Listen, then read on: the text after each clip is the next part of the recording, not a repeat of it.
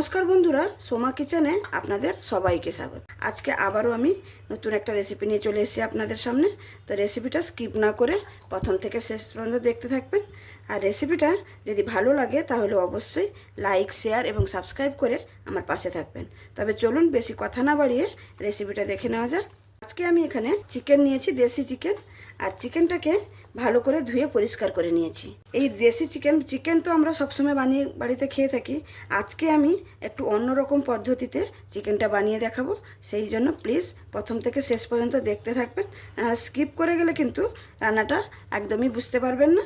এখানে আমার 1 কিলো 250 মতন চিকেন আছে। আমি প্রথমে কি করব, এটাতে একটু লবণ হলুদ মাখিয়ে নেব। পরিমাণ মতো লবণ,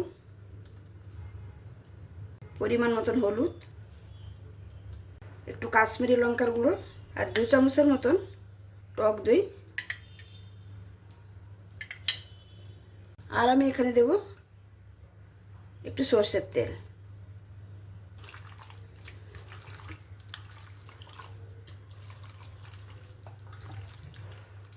চিকেনটাকে প্রায় 5-7 মিনিটের মতন ভালো করে মশলাটা ভালো করে মাখিয়ে নিয়েছি।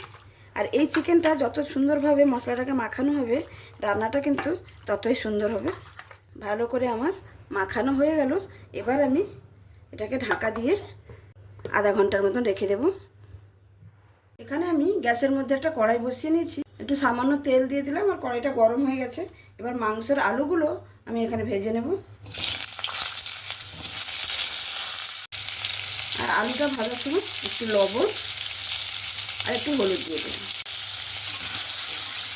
এই আলুটাকে লাল লাল করে ভেজে নেব। আলুটা আমার ভাজা হয়ে গেল, একটু বেশি পোড়া পোড়া লেগে গেছে, কোনো অসুবিধা নেই। এবার আমি আলুগুলোকে তুলে নেব। এখানে মাংসতে আমি একটু ক্যাপসিকাম দেব।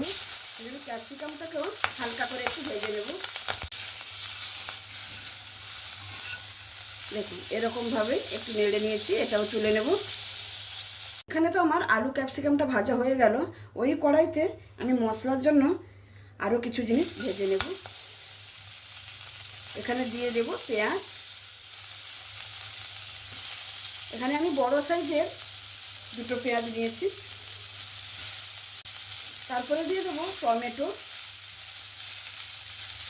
টমেটো আমি এখানে 2টো নিয়েছি।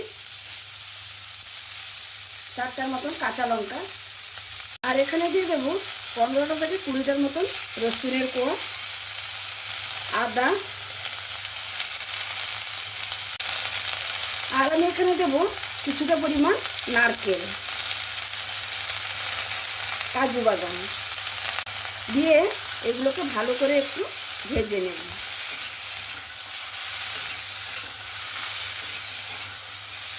এখানে আমি পেঁয়াজ সব কিছু ভাজা ভাজা করে নিয়েছি। দেখুন পেঁয়াজগুলো ট্রান্সপারেন্ট হয়ে গেছে। আর এখানে দিয়ে দেবো সামান্য একটু 1 চামচের মতো জিরে দিয়ে আবারও একবার নাড়াচাড়া করে নেব। এই মশলাগুলোকে 5-7 মিনিট ধরে আমি সুন্দরভাবে ভেজে নিয়েছি। এবার একটু জল দিয়ে দেব।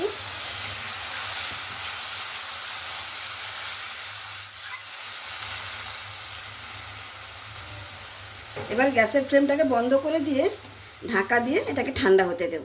তারপরে এটাকে আমি পেস্ট করে নেব। এখানে রান্নাটা করে নেওয়ার জন্য একটা কড়াই বসিয়ে নিয়েছি। এবার রান্নাটা কিন্তু আমি সম্পূর্ণভাবে সরষের তেল দিয়েই করব। পরিমাণ মতন তেল দিয়ে দেব। এবার তেলের উপরে দিয়ে দেব সামান্য একটু চিনি। এই চিনিটা এক্ষুনি দিলে তরকারির কালারটা কিন্তু দারুণ আসবে। চিনিটা এখানে গলতে শুরু করেছে, দেখুন ক্যারামেল হয়ে গেছে। এবার আমি এখানে দিয়ে দেবো 2টো তেজপাতা আর 2টো শুকনো লঙ্কা। আর দিয়ে দেবো গোটা গরম মশলা।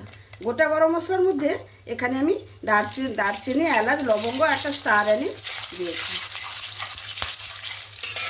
এবার ফোড়নগুলো হালকা ভাজা হয়ে গেছে। এখানে দিয়ে দেবো সামান্য একটু পেঁয়াজ।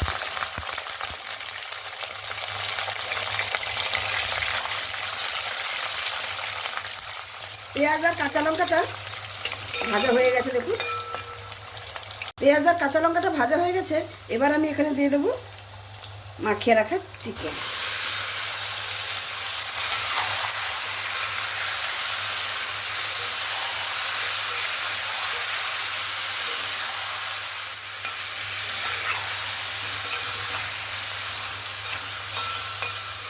চিকেনটা এখানে ভালো করে নাড়াচাড়া করে নিয়েছি, আর যেই বাটিতে চিকেনটা ছিল সামান্য একটু জল ধুয়ে দিয়ে দিচ্ছি।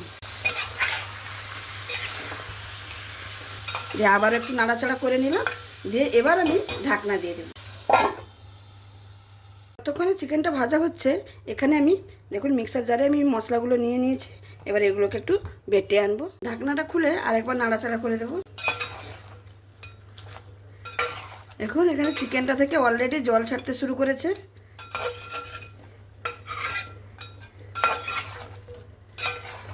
আবারও ঢাকা দিয়ে দেব। আবারও আমি ঢাকনাটা খুলে নেব। দেখুন কতটা পরিমাণ জল বেরিয়েছে। আবারও নাড়াচাড়া করে নিলাম। এবার আমি গ্যাসের ফ্লেমটাকে বাড়িয়ে দেব।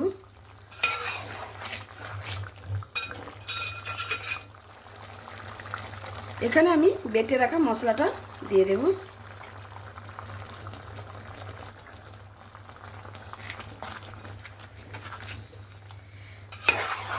দিয়ে মাংসটার সঙ্গে কষাতে থাকব।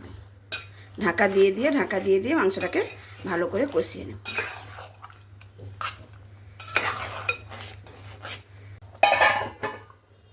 আবারও ঢাকনাটা খুলে নেব। আবারও ভালো করে নাড়াচাড়া করে নিচ্ছি। এরপরে আর ঢাকনা আমি দেব না, এরকম খুলে রেখে মাংসটাকে কষিয়ে নেব। এরকম ঢাকনা আর দিলে মাংসটা কিন্তু একদম গলে যাবে, তখন খেতে ভালো লাগবে না। এখনও পর্যন্ত মাংসতে আমি গুঁড়ো মশলা ব্যবহার করিনি, এখানেই দিয়ে দেব। লবণ তো আমি স্বাদ মতনই ওখানে দিয়েছিলাম, আর একটুখানি দিলাম। হলুদও একদম সামান্য পরিমাণে দেব, যেহেতু মাখানোর সময় আমি দিয়েছিলাম। আর দেব একটু ঝাল লঙ্কার গুঁড়ো, আর 1 চামচের মতন কাশ্মীরি লঙ্কার গুঁড়ো, আর 1 চামচের মতন ধনে গুঁড়ো দিয়ে মশলাটা ভালো করে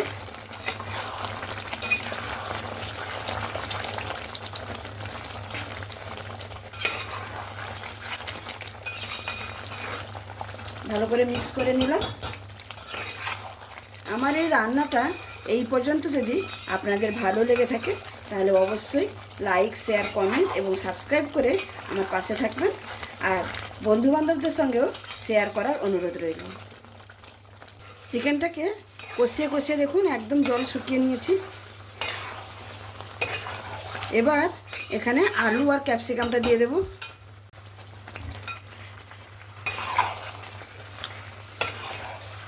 দিয়ে আবারও ভালো করে মাংসর সঙ্গে ভালো করে মিক্স করে নেব। আলু আর ক্যাপসিকামটা মাংসের সঙ্গে ভালো করে মিক্স করে নিয়েছি। এবার আমি এই যে মশলা ধোয়া জলটা আছে ওইটা দিয়ে আবারও 10 মিনিটের মতন মাংসটাকে কষিয়ে নেব।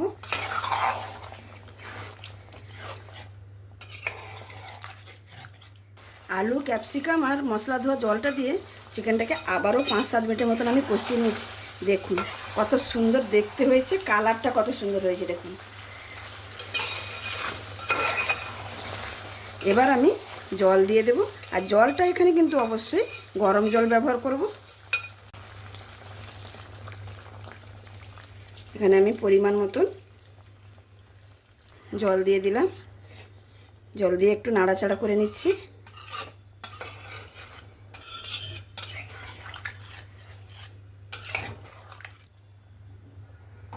এবার ঢাকনা দিয়ে ঢেকে দেব 5 মিনিটের মতন। এবার ঢাকনাটা খুলে নেব। এখানে আমি চেক করে নেব আলুটা সেদ্ধ হয়ে গেছে কিনা।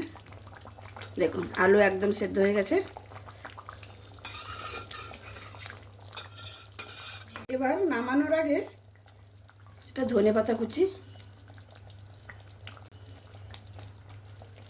আর সামান্য একটু কসুরি মেথি।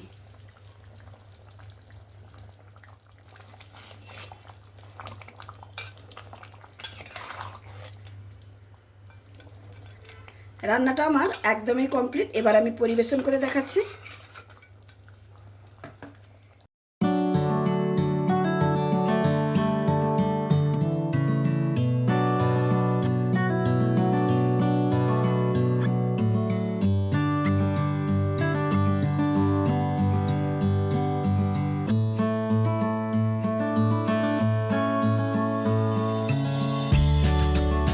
বন্ধুরা দেখতেই পেলেন আমার এই চিকেন কারির রেসিপিটা। সবসময় একঘেয়েমি চিকেন খেতে খেতে আমরা বিরক্তও হয়ে যাই। একবার আমার মতন করে এরকমভাবে বানিয়ে অবশ্যই দেখতে পারেন, আশা করি খুবই ভালো লাগবে। আমার এই রেসিপিটা যদি আপনাদের কাছে ভালো লেগে থাকে অবশ্যই লাইক, শেয়ার, কমেন্ট এবং সাবস্ক্রাইব করে আমার পাশে থাকবেন। আর যে সকল বন্ধুরা অলরেডি সাবস্ক্রাইব করে আমার পাশে আছেন তাদেরকে অসংখ্য ধন্যবাদ। আর যারা এখনও আমার ভিডিও দেখছেন অথচ সাবস্ক্রাইব করছেন না, প্লিজ বন্ধুরা সাবস্ক্রাইব করে আমার পাশে থাকুন। আমি আরও নতুন নতুন রেসিপি আপনাদের সামনে উপহার দিতে পারবো। তাহলে আজকে এখানেই শেষ করছি আমি। আবার দেখা হবে অন্য কোনো দিন অন্য কোনো রেসিপির সঙ্গে। তাহলে সবাই ভালো থাকবেন, সুস্থ থাকবেন, সাবধানে থাকবেন। ধন্যবাদ।